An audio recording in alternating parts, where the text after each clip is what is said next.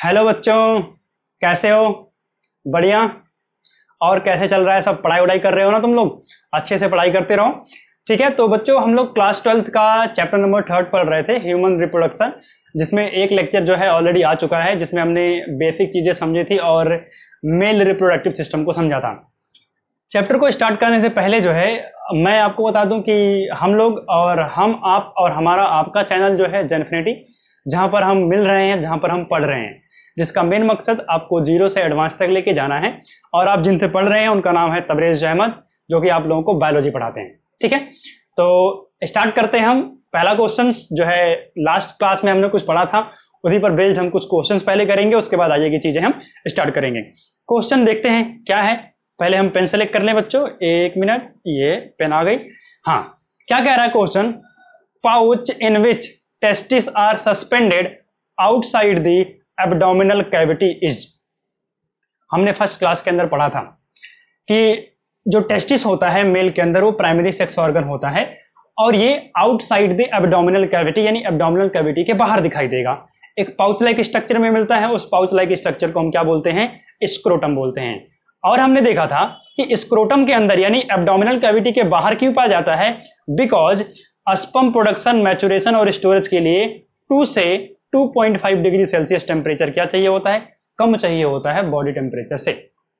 That's why जो है testis outside the abdominal cavity पाया जाता है और एक पाउच लाइक स्ट्रक्चर में पाया जाता है। उस पाउच लाइक स्ट्रक्चर को हम क्या बोलते हैं? स्क्रोटम बोलते हैं। क्या बोलते हैं हम उसे? स्क्रोटम बोलते हैं। कोई दिक्कत नहीं बच्चों, तो आप आंसर इसका दे सकते हो स्क्रोटम। क्यों है बाहर? जो कि टेम्परेचर कम चाहिए होता है मैचुरेशन और प्रोडक्शन के लिए। इसके अलावा जो है आपको पता है टेस्टिस की जो है डेवलपमेंट यानी प्रोडक्शन जो होती है, टेस्टिस की जो फॉर्मेशन होती है, वो कहाँ होती है? इनसाइड द एब्डोमिनल कैविटी होती है। बट जो है वो 7 मंथ ऑफ द प्रेगनेंसी में क्या करता है? डिसेंड करता है आउटसाइड द एब्डोमिनल कैविटी। आगे बढ़ते हैं थोड़ा सा, अगला क्वेश्चन देखते हैं। If A somatic chromosome number is 40, कह रहा है एक सोमैटिक क्रोमोसोम का नंबर कितना है? 40 है। What shall be the chromosome number in the cell of seminiferous tubule. क्या कह रहा है कि किसी सोमैटिक सेल के अंदर, सोमैटिक सेल कैसी होती है? डिप्लॉइड होती है, ठीक है ना। उसके अंदर कितने डिप्लॉइड को हम कैसे लिखते हैं? 2n से लिखते हैं ना। क्रोमोसोम नंबर कितना है? 40 है। कह रहा है सेमनीफेरस टिब्यूल के अंदर जो सेल पाई जा रही हैं उनके अंदर जो है क्रोमोसोम नंबर कितने होंगे? बात करते हैं हम। पहले देखते हैं सेमनीफेरस टिब्यूल के अंदर कौन कौन सी सेल मिलती है। तो आपको पता है सेमनीफेरस टिब्यूल के अंदर आपको मिलेगी स्पर्मेटोगोनिया,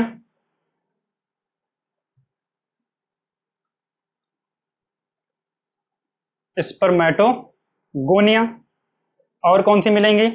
सर्टोली सेल मिलेंगे, और वहां पर कुछ स्पर्म सेल बनेंगे। आपको पता है स्पर्मेटोगोनिया जो है डेवलप करके जो है स्पर्म की प्रोडक्शन करती हैं। तो स्पर्मेटोगोनिया कैसी होती है? डिप्लॉइड होती है, 2n। बाद में जो है इनके अंदर मियोसिस होगा, स्पर्मेटोजेनेसिस होगा, स्पर्म की प्रोडक्शन होगी और ये कैसी होंगी? हैप्लॉइड होंगी। सर्टोली सेल न्यूरिशमेंट प्रोवाइड करेंगी, ब्लड टेस्टिस बैरियर की फॉर्मेशन करती हैं और बड़ा सारा काम होता है। कैसी होती है? हैप्लॉइड, सॉरी डिप्लॉइड होती है, हैप्लॉइड नहीं डिप्लॉइड होती है, ठीक है ना।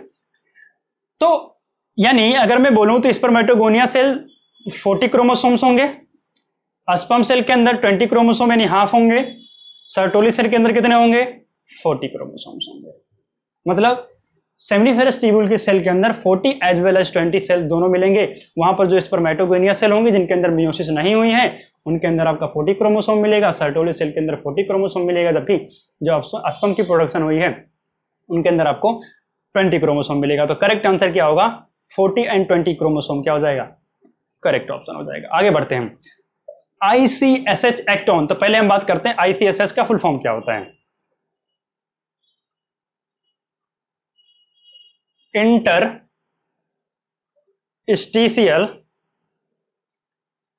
सेल स्टिमुलेटिंग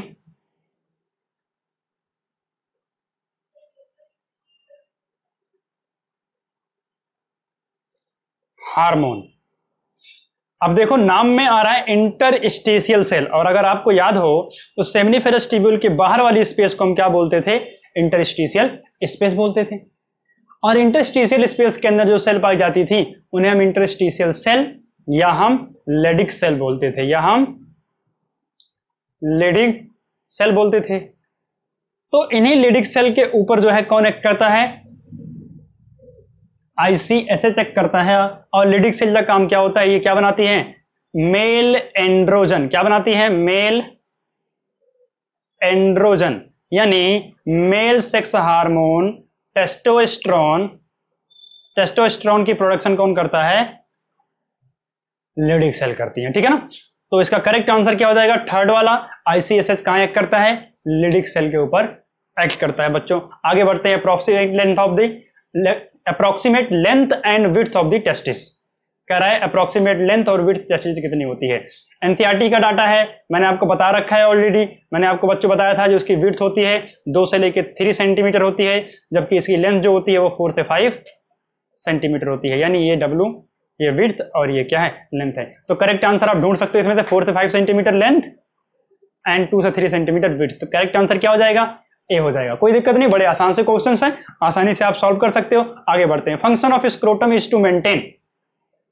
स्क्रोटम का फंक्शन क्या है, to maintain the temperature of the testis, body temperature, level of growth hormones and level of men hormones. आपको पता है कि क्या काम है, टेस्टिस का टेम्परेचर जो है मेंटेन करना। कितना मेंटेन करना, 2 से 2.5 degree Celsius below the body temperature. तो करेक्ट आंसर आपका क्या होगा, ए जो है करेक्ट आंसर है।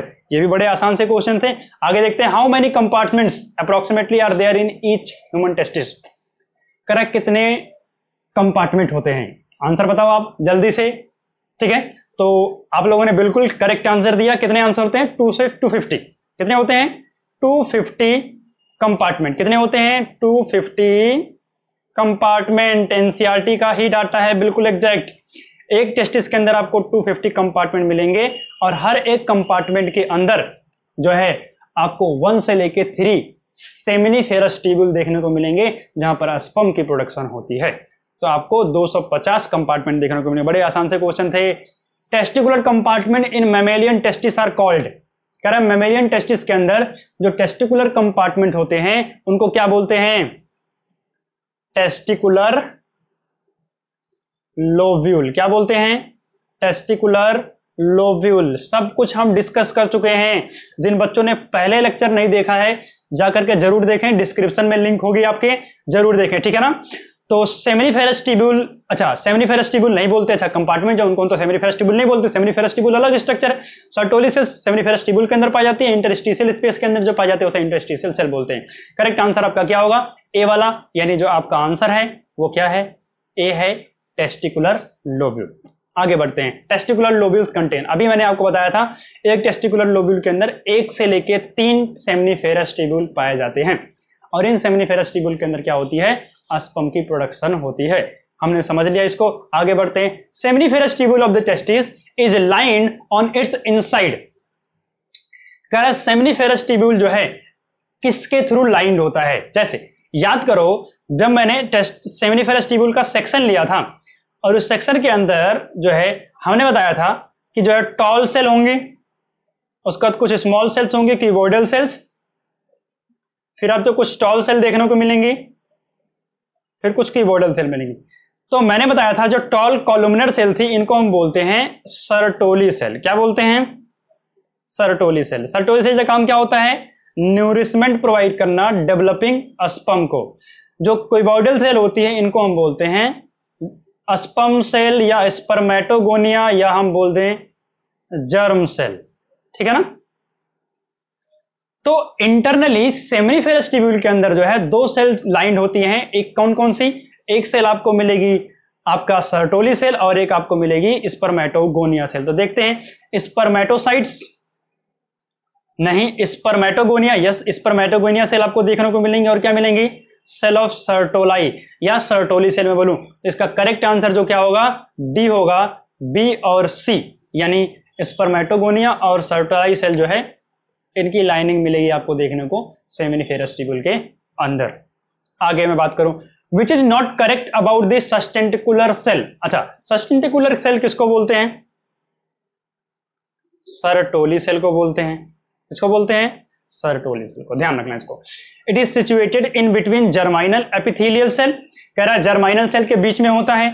It is related with the nutrition of the sperm, yes nutrition provide करता है, जर्माइनल सेल्स के बीच बीच में होता है। अभी मैंने ड्रॉ किया था आपको, टॉल सेल मिल रही थी, सर्टोरी सेल, सस्टेंटिकुलर सेल, क्यूबॉइडल सेल, फिर से सर्टोरी सेल मिल रही थी ना, तो बीच में होता है। It form blood testis barrier, yes blood testis barrier form करता है। मैंने आपको बताया था ब्लड टेस्टिस बैरियर क्या होता है आपका, इसे हम जो है सर्टोली सेल बैरियर भी बोलते हैं। सर्टोली सेल जो है अस्पर्म, देखो अस्पर्म जब बन रहे हैं, जब स्पर्मेटोगोनिया मल्टीप्लाई कर रहे हैं, अगर वहां पर ब्लड जाएगा तो हमारी WBC सेल जो है उसको फॉरेन एलिमेंट समझ करके डिस्ट्रॉय कर सकती है। तो उससे प्रोटेक्ट करने के लिए, हमारा इम्यून सिस्टम डिस्ट्रॉय ना करे, क्या होता है ब्लड को सेपरेट रखा जाता है, सारे के सारा वेस्ट मटेरियल जो है सर्टोली सेल कलेक्ट करके ब्लड के अंदर ट्रांसफर कर देती है। तो सर्टोली सेल जो है एक बैरियर बनाती है ताकि जो है ब्लड को अब बाकी जो डेवलपिंग जर्म सेल्स है उनसे मिल ना पाए। तो इसी को हम बोलते हैं ब्लड टेस्टिस बैरियर, और इसकी फॉर्मेशन कौन करती है, सर्टोली सेल करती है। इसलिए हम कभी कभी सर्टोली सेल बैरियर भी बोल देते हैं। तो ये भी सही ऑप्शन है। तो करेक्ट ऑप्शन, गलत ऑप्शन क्या हो जाएगा, विच इज नॉट करेक्ट।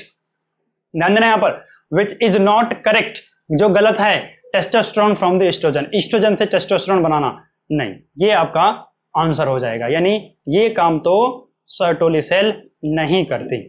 ठीक है, आगे बढ़ते हैं। और ग्यूबरनैकुलम इज ए कॉन्ट्रैक्टाइल स्ट्रक्चर, बड़े सारे क्वेश्चन हो गए हैं। क्या कह रहा है, ग्यूबरनैकुलम इज ए कॉन्ट्रैक्टाइल स्ट्रक्चर। था ग्यूबरनैकुलम क्या होता है, याद करो, हमने बनाया ये स्क्रोटम। स्क्रोटम के अंदर क्या होती है, टेस्टिस, दो आपका ओवल शेप की टेस्टिस मिलेंगी। टेस्टिस में नीचे एक फाइब्रस कॉर्ड होती थी, जिस कॉर्ड से जो है टेस्टिस स्क्रोटम के साथ अटैच होता था। इस कॉर्ड को हम क्या बोलते थे, ग्यूबरनैकुलम बोलते थे। याद करो, मैंने आपको बताया था कि जब टेस्टिस डिसेंड करती है, यानी डिसेंड ऑफ टेस्टिस जब होता है, तो ग्यूबरनैकुलम उसको पुल करके नीचे की तरफ लाने की कोशिश करती है। यानी इन डिसेंड ऑफ टेस्टिस किसका रोल होता है, ग्यूबरनैकुलम का रोल होता है। इसके अलावा टेस्टिस को अपनी पोजीशन पर मेंटेन करने में किसका रोल होता है, ग्यूबरनैकुलम का होता है। ठीक है ना। तो ग्यूबरनैकुलम का काम क्या है, टेस्टिस को उसकी पोजीशन पर मेंटेन करना, और इसके अलावा जो है डिसेंड ऑफ द टेस्टिस के अंदर हेल्प करना। तो कह रहा है इनमें से कौन सा काम है टेस्टिस का, देखते हैं। Pull down the testis during the breeding season, no, गलत आंसर है। Allow the daily migration of the testis, daily migration humans के अंदर होता नहीं है। फैसिलिटेट द इजैकुलेशन, इजैकुलेशन के अंदर इसका कोई रोल नहीं होता है। Keep the testis in position, यानी सही ऑप्शन क्या है, keep the testis in position. एक और ऑप्शन क्या हो सकता था सही, क्या होगा, टेस्टिस के डिसेंड के अंदर क्या करती हैं, ये हेल्प करती हैं। ध्यान रखना इस बात को। आगे बढ़ते हैं। अब हम बात करते हैं मेल रिप्रोडक्टिव सिस्टम में ऑर्किएक्टोमी या ऑर्किडेक्टोमी क्या होता है। It is the surgical removal of testis, ध्यान देना, it is the surgical removal of testis. Testis को सर्जिकली रिमूव कर देना। क्या होता है, कई सारी कंट्रीज के अंदर जब कोई जो है क्रिमिनल जो है, जो ज्यादा रेप अटेम्प्ट हो रहे हैं, ज्यादा एग्रेसिव है, तो ऐसी सिचुएशन के अंदर जो है हम क्या कर देते हैं, उसकी टेस्टिस को रिमूव कर देते हैं। इससे क्या होता है, उसकी एग्रेसिवनेस डिक्रीज हो जाती है ड्यू टू लो टेस्टोस्टेरोन। ठीक है ना। तो इसी सर्जिकल रिमूवल को हम क्या बोलते हैं, ऑर्किएक्टोमी या ऑर्किडेक्टोमी बोलते हैं, ऑल्सो नोन एज कैस्ट्रेशन। ठीक है ना, कैस्ट्रेशन बोलते हैं इसको हम। देखा होगा जो गांव में जो है बुल्स होते हैं, बैल जो होते हैं ना, उनका जो है टेस्टिकल्स निकाल देते हैं, जो बड़े एग्रेसिव होते हैं। तो एग्रेसिवनेस को डिक्रीज करने के लिए, या बड़े सारे जो है रेप अटेम्प्ट्स या सेक्सुअल अटेम्प्ट्स कर रहा है, क्राइम कर रहा है, तो ऐसी सिचुएशन के अंदर भी बड़ी सारी कंट्रीज के अंदर जो है टेस्टिस को जो है सर्जिकली रिमूव कर दिया जाता है। इसको हम क्या बोलते हैं, ऑर्किएक्टोमी या ऑर्किडेक्टोमी बोलते हैं। ठीक है ना। यहाँ डायग्राम के अंदर भी ध्यान से देखो, तो यहाँ दिखाया जा रहा है आपको, टेस्टिस को जो है सर्जिकली पुल करके जो है कट करके यहाँ से निकाल देंगे। तो इसके बाद टेस्टोस्टेरोन जो है इसके बाद जो है टेस्टोस्टेरोन नहीं बनते हैं, और इससे क्या होगा बच्चों कि जो है एग्रेसिवनेस जो होता है वो क्या होती है, लूज हो जाती है। ठीक है ना, एक मिनट। तो एग्रेसिवनेस क्या आती है, लूज हो जाती है। आगे बढ़ते हैं।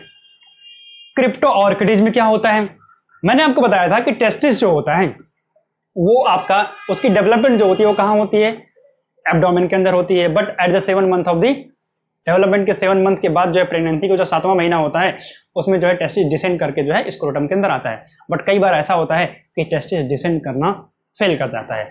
इसी कंडीशन को हम क्या बोलते हैं, क्रिप्टो ऑर्किडिज्म बोलते हैं। Testis of the male baby originate in the abdominal cavity, abdominal cavity के अंदर ओरिजिनेट होगी। It descend during the 7 to 8 month of the pregnancy, 7 से 8 मंथ ऑफ द प्रेगनेंसी में क्या करेगी, स्क्रोटम के अंदर डिसेंड करती है into the scrotum through the inguinal canal, inguinal canal के थ्रू। जो ऊपर वाली ओपनिंग होती है इसको हम क्या बोलते थे, इंग्विनल कैनाल बोलते थे ना, जिससे आपका एब्डोमेन और स्क्रोटम दोनों कम्युनिकेट करते हैं। ठीक है ना। Failure in the descent of the testis is called cryptorchidism. इसको हम क्या बोलते हैं? क्रिप्टो ऑर्किडिज्म बोलते हैं। और अगर डिसेंड करना फेल कर जाए तो स्पर्म प्रोडक्शन नहीं होगा प्रॉपरली, स्पर्म की मैच्योरेशन एंड डेवलपमेंट प्रॉपरली नहीं हो पाएगी। अच्छा, इसको करेक्ट किया जा सकता है सर्जिकली जो है। अगर किसी को होता है तो थोड़ा टाइम वेट किया जाता है। कई बार क्या होता है कि टेस्टिस जो है वापस फिर से नॉर्मल कंडीशन में कुछ समय के बाद हो जाता है, बर्थ के बाद। बट अगर ऐसा नहीं होता है तो हम ऑर्किडोपेक्सी सर्जिकल ऑपरेशन के थ्रू जो है टेस्टिस के डिसेंट को करेक्ट कर सकते हैं। ठीक है ना? यहां आपको दिख रहा है एब्डोमिनल कैविटी के अंदर है 15% लोगों के अंदर, बहुत कम लोगों के अंदर ऐसा मिलेगा। देखो आपका इंगुलन कैलान के अंदर रह गया, और कुछ जो है 60% लोगों के अंदर जो है स्क्रोटल सैक की जो थोड़ा सा ऊपर आपको दिखाई देगा। तो कंप्लीट डिसेंड नहीं कर पाना, इसी को हम क्या बोलते हैं? क्रिप्टो ऑर्किडिज्म बोलते हैं। यहां भी देखो टेस्टिस जो है कंप्लीटली डिसेंड नहीं कर पाया। ठीक है ना? आगे बढ़ते हैं। हाइड्रोसील, आपने नाम जरूर सुना होगा कभी ना कभी। हाइड्रोसील क्या होता है? It is a collection of fluid in the testis. Testis के अंदर कई बार क्या होता है? फ्लूइड कलेक्ट हो जाता है। इस कंडीशन को हम क्या बोलते हैं? हाइड्रोसील बोलते हैं। स्क्रोटम गेट स्वेल्ड, स्क्रोटम क्या आता है? स्वेल हो जाता है। हाइड्रोसील को भी हम करेक्ट कर सकते हैं। अच्छा, आप लोगों ने बड़े सारे पोस्टर देखे होंगे कई बार जो है जो है नीम हकीम खतराए जान वाले डॉक्टर होते हैं ना, वो पोस्टर ला के बोलते हैं हाइड्रोसील का इलाज करते हैं, और जब आपका हार्निया का इलाज करते हैं। बड़े सारे जो है हिंदी में कुछ अजीब अजीब से नाम लिखे होते हैं उनके। ठीक है, तो कई बार देखा होगा आपने दीवालों पर जो है लिखा होता है, पोस्टर चिपके होते हैं जो आपके पब्लिक टॉयलेट्स होते हैं वहां पर भी। ठीक है ना?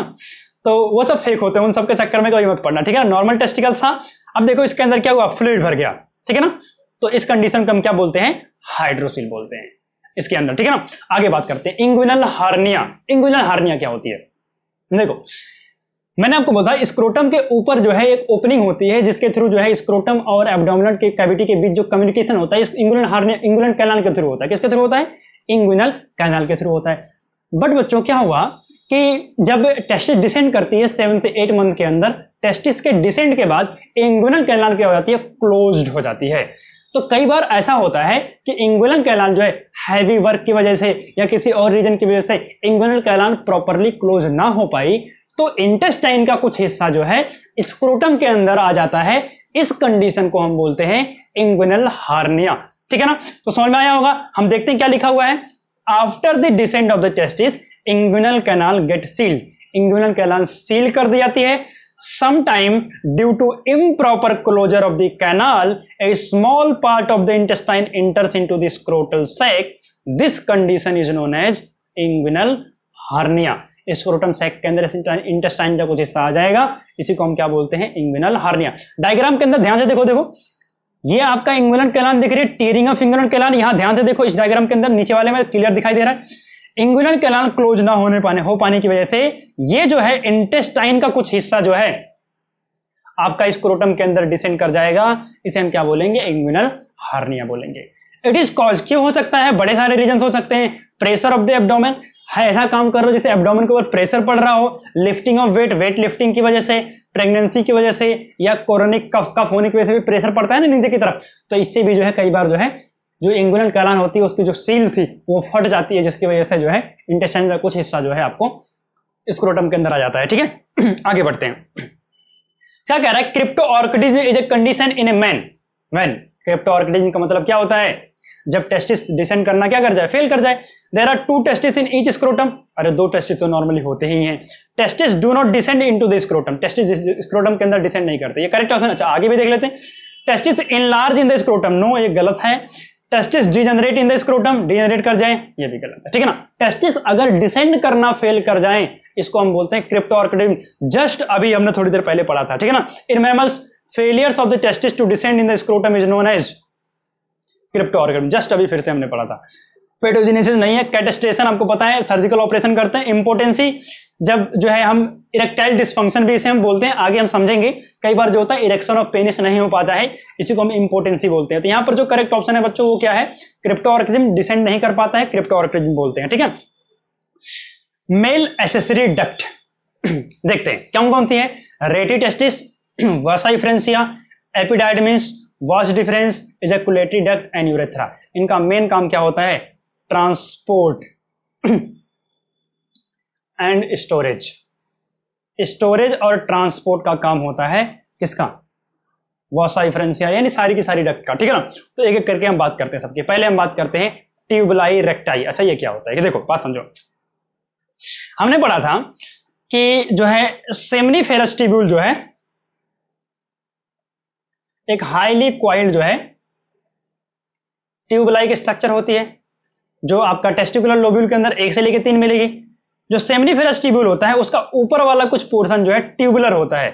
इस ट्यूबुलर पोर्शन को ही हम क्या बोलते हैं, ट्यूबुलाई रेक्टाई बोलते हैं। तो ट्यूबुलाई रेक्टाई क्या होती है देखते हैं।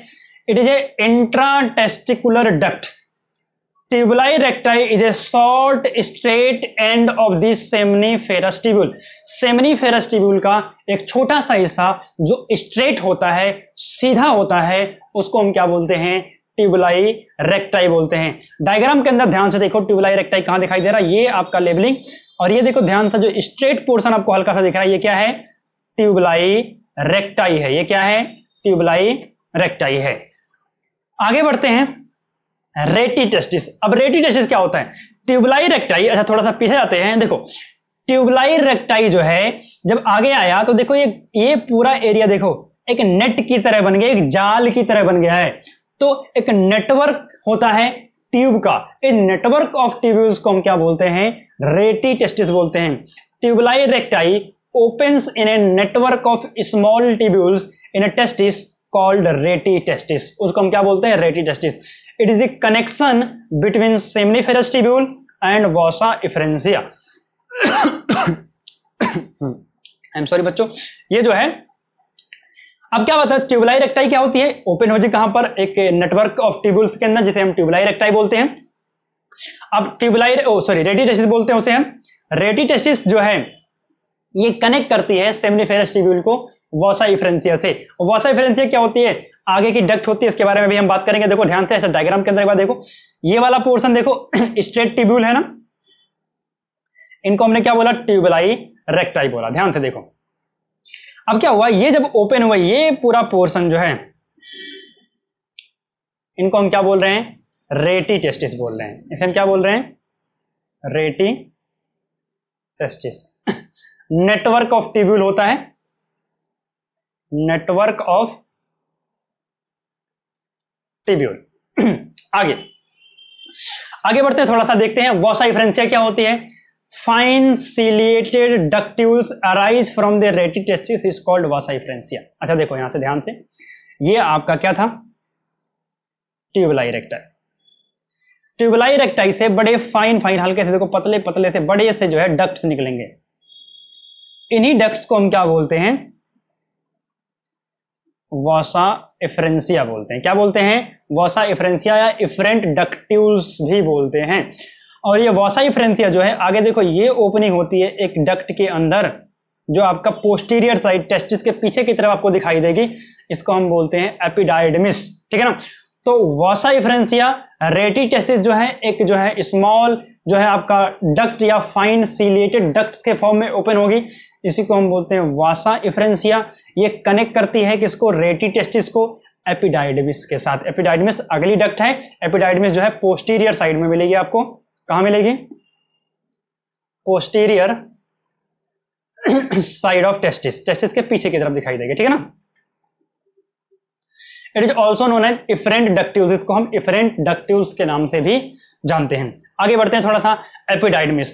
It is a highly convoluted tubule, बड़ी हाईली क्वाइल्ड ट्यूब्यूल्स होते हैं, present at the posterior side of the testis. Testis के पोस्टीरियर साइड में आपको दिखाई देंगे। 3 पार्ट के अंदर डिवाइड होते हैं, हेड जिसे हम बोलते हैं कॉपुट एपिडाइडमिस, बॉडी जिसको हम बोलते हैं कॉर्पस एपिडाइडमिस, टेल जिसको हम बोलते हैं कॉडा एपिडाइडमिस। देखो यहां देखो ध्यान से, इधर तो आपका पूरा जो है ये सेमनीफेरस ट्यूब्यूल अंदर भरे हुए हैं। ये जो आपका बहुत हाईली क्वाइल्ड रीजन दिखाई दे रही है क्या है, रेटी टेस्टिस है। इसके बाद आपको कई सारी ये डक्ट दिखाई दे रही हैं, ये क्या है, वसा एफरेंसिया।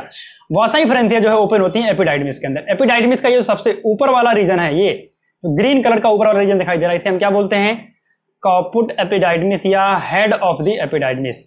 इसके बाद ये देखो नीचे आपका मिडिल वाला रीजन, इसको हम क्या बोलते हैं, बॉडी ऑफ द एपिडाइडमिस। इसको हम क्या बोलते हैं, या कॉर्पस या बॉडी ऑफ द एपिडाइडमिस। इसके बाद नीचे का जो रीजन है इसको हम क्या बोलते हैं, tail of the epididymis. Epididymis का काम क्या होता है समझते हैं। Function of epididymis, storage of sperm, sperm को स्टोर करना, मैच्योरेशन ऑफ अस्पर्म, अस्पर्म को मैच्योर करना। अस्पर्म के अंदर जो है आपका डेवलपमेंट जो होती है सारी की सारी, मैच्योरेशन जो होती है वो कहां होती है, एपिडाइडमिस के अंदर होती है। रिसाइकलिंग ऑफ अस्पर्म, अब क्या हुआ कि अस्पर्म बने, बड़े दिनों तक जो है एपिडाइडमिस के अंदर स्टोर थे और उनको जो है रिसाइकिल भी, बाद में जो है पुराने अस्पर्म को डिस्ट्रॉय भी किया था और फिर से नए अस्पर्म को स्टोर किया था। जाहिर सी बात है, आपको पता है अगर एक जो है स्टोर हाउस है उसके अंदर चीजों को जो है निकालना पड़ेगा तभी नई चीजें ला करके स्टोर कर सकते हो। तो अस्पर्म की रिसाइकलिंग भी होती है and transportation of the a sperm, और अस्पर्म ट्रांसपोर्टेशन के अंदर भी रोल होता है, क्योंकि सेमिनिफेरस ट्यूबुल के अंदर अस्पर्म बने, ट्यूबुलाई रेक्टाई के अंदर आए, ट्यूबुलाई रेक्टाई से रेटिटेस्टिस के अंदर जाएंगे, रेटिटेस्टिस से जो है आपका वसा इफ्रेंसिया के अंदर, और वसा इफ्रेंसिया के बाद से कहां जाएंगे आपका एपिडाइडमिस के अंदर। अच्छा देखो यहां तक जब आपका जो मोटिलिटी जो होती है, जब आपका जो अस्पर्म आएगा एपिडाइडमिस, तो मोटिलिटी यही ऑब्टेन करता है। अस्पर्म को मोटिलिटी कहां मिलती है, एपिडाइडमिस के अंदर मिलती है। इससे पहले मोटाइल नहीं था, इसके बाद जो है आपका कॉन्ट्रैक्शन एंड रिलैक्सेशन होता है ताकि जो है अस्पर्म को आगे मूव कर सके। सीलिया होती हैं जो अस्पर्म को जो है पुश करती हैं आगे की तरफ मूवमेंट में, तो अस्पर्म खुद मूव नहीं कर सकता रेटिटेस्टिस के अंदर या फिर जो है वासा इफ्रेंसिया, ट्यूबुलाई रेक्टाई, यहां पर अस्पर्म खुद मूवमेंट नहीं करता, नॉन मोटाइल होता है। अस्पर्म को मोटिलिटी कहां मिलती है, एपिडाइडमिस के अंदर मिलती है, ठीक है ना। वॉस डिफरेंस, अब देखो एपिडाइडमिस के बाद जो ये पूरी डक्ट जा रही है इसको हम क्या बोलते हैं, वॉस डिफरेंस बोलते हैं। क्या बोलते हैं, वॉस डिफरेंस। नाम में कभी कंफ्यूज मत होना, वॉस डिफरेंस अलग है और वॉसा इफ्रेंसिया अलग है। Vas deferens emerges from the cauda epididymis, यानी टेल ऑफ द एपिडाइडमिस से इमर्ज होगी, leaving the scrotal sac, scrotal sac से निकल करके जो है ये एब्डोमिनल कैविटी के ऊपर तक जाएंगी through the inguinal canal, it loops over the urinary bladder, और यूरिनरी ब्लैडर से लूप बनाकर वापस, देखो ऐसा समझाऊं, एक बार देखते हैं कि देखो जैसे मैंने ये बनाया यूरिनरी ब्लैडर, एपिडाइडमिस यहां से निकली और ऐसे लूप बना के बड़ा सा जो है आ करके जो है यूरिनरी ब्लैडर के यूरेथ्रा के पास ओपन होती हैं। तो ये भी क्या कर देंगे, इनका काम क्या है, फिर से अस्पर्म का ट्रांसपोर्ट करना काम होता है इनका। वॉस डिफरेंस और वासा इफ्रेंसिया दोनों अलग अलग चीजें, तो कंफ्यूजन देखना, काम क्या है, ट्रांसपोर्ट ऑफ अस्पर्म, ठीक है ना। वॉस डिफरेंस क्लियर है क्या है, एपिडाइडमिस के बाद जो डक्ट होती है उसको हम क्या बोलते हैं, वॉस डिफरेंस बोलते हैं। ये एक लूप बना करके जो है यूरिनरी डक्ट के थ्रू जो है आकर के यूरेथ्रा से कनेक्ट होती है, ठीक है ना। अच्छा यूरेथ्रा से हम बोले आपका इजैकुलेटरी डक्ट से कनेक्ट होती है। इजैकुलेटरी डक्ट क्या होती है समझते हैं एक बार हम पहले। Vas deferens join a duct of seminal vesicle to form ejaculatory duct, ध्यान समझना। ये वॉस डिफरेंस देखो लूप बना करके ऊपर से आ रही थी, ठीक है ना।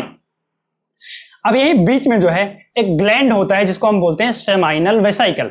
हम समझेंगे अच्छे से, इस ग्लैंड से सिक्रीशन रिलीज होगा और उस सिक्रीशन को इस डक्ट के अंदर रिलीज कर दिया जाएगा। जब सेमाइनल वेसाइकल का सिक्रीशन और जो है वॉस डिफरेंस से आने वाला अस्पर्म दोनों मिल जाते हैं तो इन कंबाइंड डक्ट को हम क्या बोलते हैं, इजैकुलेटरी डक्ट बोलते हैं। देखो इधर से क्या आ रही थी, ये डक्ट आ रही थी वॉस डिफरेंस, इधर से एम्पुला की डक्ट आ रही थी, दोनों कंबाइन हुई और दोनों कंबाइन होकर इनको हमने क्या बोला, इजैकुलेटरी डक्ट बोला ये, ठीक है ना। तो इजैकुलेटरी डक्ट कैसे बनती है, by the combination of seminal vesicle duct and was difference से मिल करके बनती है ejaculatory duct. It join the prostatic part of the urethra, ये यूरेथ्रा के प्रोस्टेटिक पार्ट के अंदर ओपन होता है, यानी यूरेथ्रा से जाकर के कनेक्ट होती है। प्रोस्टेटिक पार्ट ऑफ यूरेथ्रा कहने का मतलब यूरेथ्रा का वो पार्ट जो प्रोस्टेट के पास होता है उसे हम प्रोस्टेटिक पार्ट ऑफ यूरेथ्रा बोलते हैं। It carries sperm and seminal fluid, seminal vesicle से रिलीज जो फ्लूइड है उसको हमने सेमाइनल फ्लूइड बोला, और अस्पर्म दोनों को कैरी कौन करता है, इजैकुलेटरी डक्ट करती है। आगे बढ़ते हैं। Urethra, it is a common pathway for the flow of urine and semen. Urine और सीमेन दोनों के पास पैसेज के लिए जो है जो कॉमन पाथवे वो कौन होता है, यूरेथ्रा होता है। It is longer in men than female, male की तुलना में जो है यहाँ पर मेल के अंदर जो है फीमेल की तुलना में लंबी होती है, यूरेथ्रा लॉन्ग होती है। अच्छा एक और चीज, इसे हम यूरिनो जेनाइटल डक्ट भी बोलते हैं। क्यों, क्योंकि यूरिन और सीमेन यानी अस्पर्म दोनों को पास करती है। देखो अस्पर्म के अंदर जो है बड़े सारे ग्लैंड्स हैं, आपका प्रोस्टेट ग्लैंड हुआ, आपका जो है सेमाइनल वेसाइकल हुआ, इसके अलावा काउपर ग्लैंड हुआ। जब इनके सिक्रीशन मिल जाते हैं ना इसमें, तो हम अस्पर्म को सीमेन बोल लेते हैं, यानी a sperm plus secretion of glands दोनों मिल करके हम क्या बोलते हैं, उसे हम सीमेन बोलते हैं। क्लियरली हम अच्छे से समझेंगे आगे थोड़ा सा जाके। अच्छा यहां ध्यान दो, यूरेथ्रा, ये देखो ये डक्ट क्या है, यूरेथ्रा है, ठीक है ना। और आपको यहां देखो प्रोस्टेट ग्लैंड देखने को मिल रहा है, जिसके बारे में हम आगे पढ़ेंगे भी। और आपको ये आपका यूरिनरी ब्लैडर देखने को मिल रहा है, ये यूरेटर्स है जो यूरिन को कैरी करता है। और बाकी जो है आपको यहाँ एपिडाइडमिस देखने को मिल रही है, ये आपका टेस्टिस है, ये आपकी देखो वॉस डिफरेंस जो ऊपर जो है मूव करके जाए। और ये देखो बीच में छोटा सा लीफ लाइक स्ट्रक्चर दिखाई दे रहा है ना, सेमाइनल वेसाइकल है। सेमाइनल वेसाइकल से मिलने के बाद जो है ये क्या हो जाता है आपका, इसे हम इजैकुलेटरी डक्ट बोलते हैं, ठीक है। तो क्वेश्चंस देखते हैं। Seminiferous tubule of the testis open into the वास डिफरेंशिया बाय, कह रहा है सेमिनिफेरस ट्यूब्यूल जो होते हैं वो वासा डिफरेंशिया के अंदर ओपन होते हैं थ्रू वासा डिफरेंशिया नहीं, ये तो जो है वासा डिफरेंशिया तो नहीं हो सकती, क्योंकि ये आपकी कहां मिलेगी वासा डिफरेंशिया, अरे महाराज ये आपको एपिडाइडमिस के बाद मिलेगी। रेडी टेस्टिस की बात करें, हाँ रेडी टेस्टिस में मिल सकता है। अच्छा देखो एक बार थोड़ा सा हम बात कर लेते हैं। देखो पहली चीज, सबसे पहले हमें कौन सी डक्ट मिलेगी, ट्यूबुलाई रेक्टाई मिलेगी। इसके बाद कहां जाएगा, अस्पम रेटी टेस्टिस। इसके बाद कहां जाएगा, वॉसा इफरेंशिया। इसके बाद कहां जाएगा, एपिडिडाइमिस। इसके बाद कहां जाएगा, वॉस डिफरेंस। इसके बाद आपका कौन सी आएगी, इजैकुलेटरी डक्ट। इसके बाद आपकी क्या आएगी, यूरेथ्रा, ठीक है ना। तो अस्पम का ट्रांसपोर्ट कैसे होगा, इस तरह से होगा, इसको ध्यान रखना। अच्छा देखो वॉसा इफरेंशिया के अंदर ओपन कौन हो रहा है, रेटी टेस्टिस हो रही है। तो करेक्ट आंसर आप डायरेक्टली दे सकते हो यहां, rete testis opens into vasa efferentia. The shared terminal duct of the reproductive urinary system, कह रहा है the shared terminal duct, last duct है, रिप्रोडक्टिव सिस्टम और यूरिनरी सिस्टम दोनों के साथ शेयरिंग होती है। किसकी होती है, यूरेथ्रा की होती है। हम इसे क्या बोलते हैं, यूरिनोजेनाइटल डक्ट भी बोलते हैं, ठीक है ना। तो करेक्ट ऑप्शन आपका यूरेथ्रा हो जाएगा, ठीक है। तो बच्चों आज का लेक्चर बस यहीं पे खत्म होता है। पढ़ते रहो और जो है आगे बढ़ते रहो बच्चों। जेनफिनिटी, हाँ इस चैनल को शेयर और सब्सक्राइब करना मत भूलना, ताकि जैसे आप जैसे लोगों को जिनको रिक्वायर है, जिनको जरूरत है, उनको जो है सही कंटेंट और अच्छा कंटेंट मिल सके। अच्छा हाँ, जाने से पहले जो है शेयर और सब्सक्राइब करना मत भूले। और जो है अगर कोई डाउट होता है या कोई इश्यूज आते हैं आपको चैनल से रिलेटेड, टॉपिक से रिलेटेड, तो आप जो है हमें Genfinity official Instagram as well as on Telegram आप कॉन्टेक्ट कर सकते हो, ठीक है ना। तो चलो बच्चों, bye bye, all the best, see you soon.